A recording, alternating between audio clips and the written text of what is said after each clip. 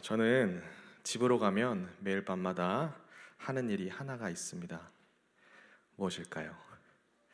그건 바로 두 아이를 양치시키는 일입니다. 그러나 이 아이들이 양치하기를 좋아할까요? 싫어할까요? 아들이 둘이어서 너무나도 싫어합니다. 가뜩이나 자신들을 혼내는 아빠가 거의 매일 밤을 시키다 보니 이 때가 돼서 아이들을 부르면 아이들도 제가 왜 부르는지 아는 것 같습니다. 자, 그럼 저의 부름에 아이들은 어떻게 응답할까요? 모른 척을 하거나 엄마와 하겠다고 합니다. 자, 그래도 저는 아이들을 계속해서 부릅니다. 언제까지 부를까요? 제 말을 듣고 반응하여 제 앞으로 올 때까지 저는 부릅니다. 자, 물론 저도 제 말에 바로바로 반응하지 않는 이 아이들이 답답할 때가 있지만 그래도 끈기를 가지고 계속해서 거듭 부릅니다. 자, 그럼 이내 아이들이 포기하고 저에게로 오더라고요. 자, 사랑하는 성도 여러분들, 우리는 오늘 신명기 8장을 나누게 되지만 신명기를 처음 시작할 때에 하동건 목사님께서 신명기가 어떤 성경인지를 말씀드렸었는데요. 기억하십니까? 자, 다시 한 번 더 말씀드리면 신명기는 히브리어로 드바림이라는 이름을 가지고 있습니다. 자, 번역하면 말씀들이라는 말인데요. 자, 그런데 이 제목이 알렉산더 대왕 때 헬라어로 번역되면서 듀테로노미온이라는 말로 번역되었습니다. 자, 뜻은 두 번째 법 또는 거듭되는 법이라는 말입니다. 자, 그럼 왜 이런 이름이 붙었는고 하니 신명기는 이스라엘이 가나안 땅에 들어가기 전에 모세가 이스라엘에게 전한 말이죠. 자, 그 전에 시내산에서 이미 하나님께 율법을 받은 상황이기 때문에 자, 그래서 우리나라도 이 책을 헬라의 제목과 결을 같이 하여 거듭 신자에 목숨 명자를 써서 신명기다라고 부르는 것인데요. 자, 그럼 하나님께서 거듭하여 모세를 통해 이스라엘에게 신신당부하시는 이유는 무엇이겠습니까? 나와 언약한 내 백성, 내 자녀를 너무나도 사랑하심에 말씀하시는 것은 아니시겠습니까? 저희 이사야 43장 1절을 앞을 보시며 함께 읽어보시겠습니다. 읽습니다. 야곱아, 너를 창조하신 여호와께서 지금 말씀하시느니라. 이스라엘아, 너를 지으신 이가 말씀하시느니라. 너는 두려워하지 말라. 내가 너를 구속하였고 내가 너를 지명하여 불렀나니 너는 내 것이라. 아멘. 자, 그럼 이렇게도 사랑하시는 이스라엘에게 하나님께서는 오늘 본문을 통해 무엇을 말씀하고 계시는 걸까요? 저희 오늘 본문 11절을 다시 한번 더 읽어보겠습니다. 읽습니다. 내가 오늘 내게 명하는 여호와의 명령과 법도와 규례를 지키지 아니하고 내 하나님 여호와를 잊어버리지 않도록 삼갈지어다. 아멘. 자, 이미 아시는 것처럼 인간은 기억을 가진 존재입니다. 그래서 기억에 의존하며 살아가기도 하고 기억을 통해 감사하기도 하지요. 또한 기억을 통해 희로애락을 느끼고 기억을 통해 자신이 누구인지 자신의 정체성을 확립합니다. 자, 그러나 인간은 망각하는 존재이기도 하지요. 그래서 망각을 통해서 기억하기 싫은 과거나 기억하고 싶지 않은 과거 또는 잘못됐다고 생각하는 과거 등을 잊어버리고 새롭게 시작하기도 하는데요.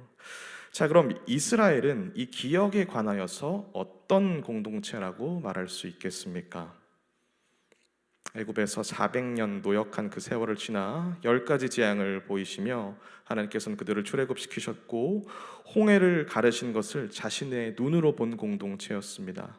어디 이것뿐이겠습니까? 밤에는 불기둥과 낮에는 구름기둥으로 아무도 없던 땅에 물과 만나 메추라기를 공급하심으로 그들을 입히시고 먹이셨다라는 것이죠. 자, 다시 말해서 이스라엘은 같은 믿음의 유산과 같은 구원에 대한 기억을 공유하는 공동체로서 이 신명기 말씀을 들을 당시에는 그 자녀들의 세대가 가나안 입성을 앞에 두고 있었습니다. 자, 또한 그렇기에 그들의 부모 세대가 경험한 이 구원 역사에 대한 기억이 과거에만 머물러 있어서는 안 됐었던 것이죠. 자, 그러므로 하나님께서는 모세를 통하여서 너희 가운데 하나님이 하신 일을 기억하라 라고 말씀하신다라는 것입니다. 자, 그럼 구약 성경이 말하는 이 기억하다라는 말은 구체적으로 어떤 의미를 가지고 있는 것일까요? 자, 히브리어는 이를 자카르라는 동사로 사용하고 있는데, 이는 과거의 사건을 단순히 회상하는 것만으로 끝나지 않는다라고 합니다. 자, 또한 이 동사는요, 주목하고 이해하며 묵상하고 숙고할 뿐만 아니라 전념하는 일을 함축한다라고 하는데요. 자, 따라서 기억한다라는 말은 단순한 회고를 넘어서 과거의 기억이 강력한 힘을 가지므로 현재를 정신적으로나 행동으로 되살리는 것을 말한다라는 것입니다. 자, 그럼 구약 성경에 이와 같은 동사로 사용된 사건들은 어떤 일들이 있었을까요? 먼저 창세기 8장을 보면 홍수가 그친 노아의 방주 사건이 등장합니다. 자, 이때 성경은 말씀하시기를 하나님이 노아와 그와 함께 방주에 있는 모든 들짐승과 가축을 기억하사 라고 시작하는 것을 볼 수가 있는데요. 자, 이는 무슨 뜻을 말하는 것이겠습니까? 단순히 하나님께서 방주 안에 있는 노아를 기억하시는 것을 넘어 이제는 노아와 그의 가족 그리고 가축들을 홍수에서 구원하시겠다라는 말 아니시겠습니까? 자, 사무엘장 1장 19절에 기록된 이 한나를 생각하신 하나님의 경우도 마찬가지입니다. 아이가 없어서 괴로워하며 신음함으로 하나님께 기도했던 한나를 하나님께서 기억하사 아들이 없는 그녀에게 아들을 주시겠다라는 말씀으로 이 기억하다라는 동사가 쓰였다라는 것입니다. 자, 다시 말해서 과거의 일을 기억한다라는 성경의 말씀은 기억하는 것만으로 끝나는 것이 아니라 하나님께서 곧 행하실 일에 대해서 또는 사람이 미래에 감당해야 될 어떤 일에 대해서 영향을 끼친다라는 말입니다. 자, 이를 우리 삶에 적용해서 한번 말씀드려 보겠습니다. 자, 오늘 이곳에 모인 우리 사랑하는 성도 여러분들, 우리는 3월이 되고 나서 사랑방 모임을 시작했습니다. 사랑방 모임 잘 참여하고 계시죠? 자, 그렇다면 지나온 사랑방의 모임을 통해 어떤 것들을 나누셨습니까? 아마도 한 주간은 어떻게 지내셨는지, 주일에 선포되어진 말씀을 통해서 어떤 울림이나 어떤 깨달음이 있으셨는지, 또는 최근에 갱신된 기도 제목은 무엇이 있으신지 등을 나누시게 될 겁니다. 자, 그리고 우리는 이내 모임을 파하게 되고 집으로 돌아가게 되죠. 하지만 그 나눔 가운데 느끼셨던 연합의 기쁨과 한 사람 한 사람의 삶의 모습이, 또는 그 가운데 들었던 순원의 기도 제목과 말씀을 통한 은혜의 나눔이 기억나지 않고 잊혀지는 부분도 있으시겠습니다만 반대로 기억나는 부분도 있지 않으시겠습니까? 자, 바로 그 기억이 내 삶에 영향을 준다라는 말입니다. 그리고 그 기억은 내 삶의 마음가짐과 행동을 다르게 할 때도 덜어 있지요. 더 나아가 하나님이 사람을 기억하신다라는 말은 사람의 생을 바꿔놓기도 했는데요. 자, 그렇다면 반대로 성경은 망각에 대해서 무엇이라고 말씀하실까요? 히브리어로 잊다, 잊어버리다라는 말은 샤카흐라는 동사를 사용합니다. 앞선 기억하다와는 반대로 과거의 일이 현재에 영향을 미치지 않고 그 영향력이 단절된다라는 것을 말하는데요. 자, 그럼 하나님 앞에서 하나님의 말씀과 자신의 위치를 망각한 사람 누가 있었습니까? 대표적으로 아담과 하와가 있었습니다. 심지어 그들은 하나님께서 찾으실 때 숨었으며 하나님이 물어보실 때에 남 탓을 돌렸지요. 자, 그래서 그들은 어떻게 되었습니까? 에덴 동산에서 누리던 모든 것을 빼앗기고 쫓겨났습니다. 또한 그들은 알지 못했던 노동의 수고와 해산의 수고를 겪게 되었는데요. 자, 그래서 저는 가끔 그런 생각을 할 때가 있습니다. 만약 하나님이 아담과 하와를 찾으셨을 바로 그때에 그들이 그 즉시 회개했더라면 인류는 어떻게 달라졌을까? 다윗이 밧세바를 범하고 나서 나단의 질책을 들은 후에 그 즉시 잘못을 인정하고 통회하며 자복함으로 회개한 내용에 대해서 살펴본다면, 십자가에 달리셨을 때 한쪽 편에 있던 강도가 주여 나를 기억해 주소서라는 말에 예수께서 오늘 밤 내가 너와 함께 낙원에 있을 것이다 라고 말씀하신 그 예수님의 모습을 기억한다면 분명 인류는 지금과는 다르지 않았을까라는 추측을 저 혼자 조심스럽게 해보는데요. 자, 성경에는 또 어떤 사건이 있었습니까? 오늘 본문에서 출애굽 2세대에게 신신당부하는 모세의 모습을 보아서도 알 수 있듯 출애굽 1세대는 하나님의 역사하심과 하나님의 일하심을 망각함으로 자신들의 눈에 있는 일들 밖에 있는 것을 보지 못했습니다. 자, 그 결과 그들의 중심은 행함과 입술을 통해서 드러났고 결국 가나안에 들어가지 못하여 광야에서 다 죽어버리게 되고 말죠. 자, 그렇다면 멸망 전의 남유다는 어떠했습니까? 수많은 선지자의 외침을 무시하고 남들이 하자는 대로, 자신들의 기분이 하자는 대로, 자신들의 몸이 하자는 대로 행동했습니다. 그 결과 그들은 가지고 있던 모든 것을 이어가지 못했으며 전부 빼앗겼고 멸망당하여 70년의 포로 생활을 감당하게 되지요. 자, 어디 그것뿐이었겠습니까? 셀 수 없이 수많은 사람들이 바벨론의 칼에 무참히 짓밟혔으며 예루살렘의 성벽이 허물어지고 지성소가 하나님을 모르는 이방인들에게 희롱당하며 하나님이 명하사 만들어진 그 성전의 기물들이 그들의 장난감으로 전락해버린 모습에 이스라엘은 저항조차 하지 못했고 가만히 지켜만 봐야 했다라는 것입니다. 자, 이 모든 것을 목도한 살아남은 이스라엘 사람들의 마음이 어떠했을까요? 살펴보니 우리나라의 역사 가운데도 이런 비슷한 상황이 있었던 것 같습니다. 왜구들의 침입으로 나라가 짓밟히며 경복궁이 불타고 일국의 왕이 피난을 가야만 했던 역사와 같지 않겠습니까? 을사늑약으로 외교권이 빼앗기며 경술국치로 35년간 일제의 식민지가 되어 그 모진 세월을 일제의 탄압 속에서 살았던 그 시절에 우리 선조들이 가졌던 울분의 마음이 이스라엘과 비슷하진 않았겠느냐라는 것입니다. 자, 하지만 그럼에도 불구하고 하나님을 기억하지 못하며 하나님의 말씀을 망각해버린 이스라엘 앞에 하나님은 단호하게 말씀하십니다. 저희 호세아 4장 6절을 같이 읽어보시겠습니다. 읽습니다. 내 백성이 지식이 없으므로 망하는도다.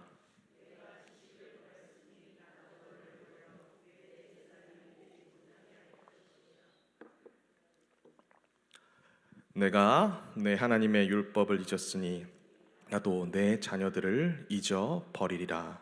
아멘. 자, 그러므로 우리는 이를 통해 무엇을 알 수 있겠습니까? 하나님의 말씀을 기억하는 것과 하나님의 말씀을 잃어버리는 것은 단순히 말씀이 생각이 나지 않느냐를 넘어서 우리의 삶에 생명과 죽음을 가르는 문제로 다가온다라는 것입니다. 자, 오늘 이 자리에 나오신 우리 사랑하는 성도 여러분들, 우리에게 주어진 하나님의 말씀과 그로 인하여서 누리는 은혜, 예수께서 피 흘리심으로 얻은 대가 없는 구원을 잊지 않으시며 늘 감사하실 수 있는 성도님들이 되시기를 주님의 이름으로 축복합니다. 자, 그렇다면 이런 말씀을 하실 수밖에 없는 하나님의 마음은 어떠셨을까요? 하나님이시라고 우리가 방금 읽었던 호세아서의 말씀을 하시기까지 정말 아무런 고민 없이 쉽게 말씀하셨던 것이겠습니까? 하나님은요, 태초에 인간이 범죄하자마자 마치 버선발로 마중 나오는 사람과 같이 자신의 아들을 보내실 것을 바로 말씀하셨던 분입니다. 또한 예수님은 이 땅에서 어떤 모습을 보여주셨습니까? 자신이 만든 사람들에게 거절과 비난, 힐난을 당하셨음에도 예루살렘을 바라보시며 우셨던 분입니다. 자, 저는 하나님의 이러한 마음을 누가복음 15장의 탕자의 비유에서 엿볼 수 있다라고 생각하는데요. 또한 지금 보실 이 말씀도 이스라엘에게 회초리를 드셨지만 가눌 길 없는 하나님의 마음을 잘 보여주는 말씀은 아닌가 싶습니다. 저희 이사야 54장 7절에서 8절의 말씀을 앞을 보시며 같이 읽어보시겠습니다. 자, 읽습니다. 내가 잠시 너를 버렸으나 큰 긍휼로 너를 모을 것이요 내가 넘치는 진노로 내 얼굴을 내게서 잠시 가렸으나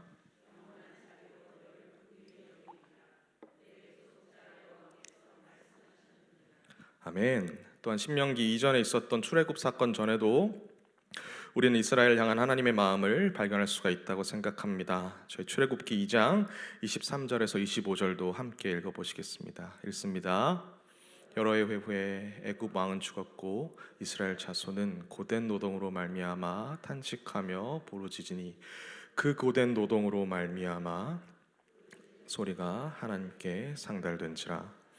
하나님이 그들의 고통 소리를 들으시고 하나님이 아브라함과 이삭과 야곱에게 세운 그의 언약을 기억하사 하나님이 이스라엘 자손을 돌보셨고 하나님이 그들을 기억하셨더라. 아멘. 자, 어떠십니까? 앞선 말씀은 하나님이 이스라엘을 버리셨다고는 하나 아주 버린 것은 아니다라고 말씀하십니다.